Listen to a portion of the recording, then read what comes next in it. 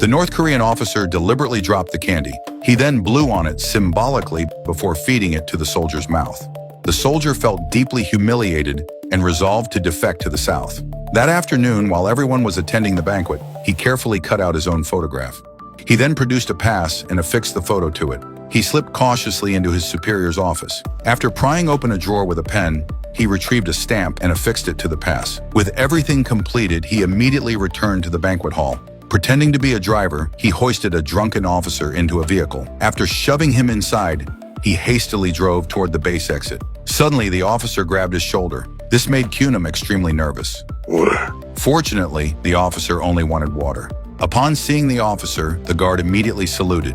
Kunam successfully drove out of the base. When the officer woke up, he found himself lying in a field.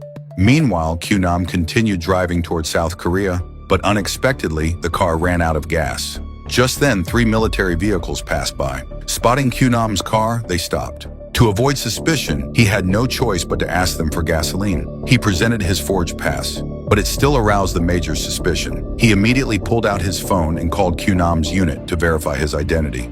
In this critical moment, Kunam calmly put on his sunglasses, claiming he was on a secret mission.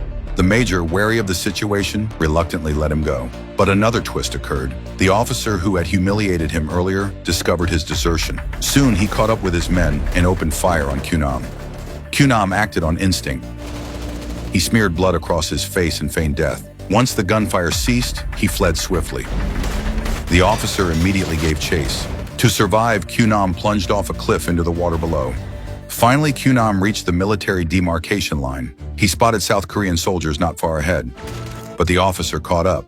He sprinted toward South Korea with all his might, only to be shot instantly in the thigh. Refusing to give up, Kunam kept moving forward.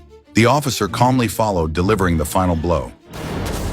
He collapsed just a step away from the 38th parallel. The officer raised his gun, preparing to finish him off. At that moment, South Korean troops arrived in time.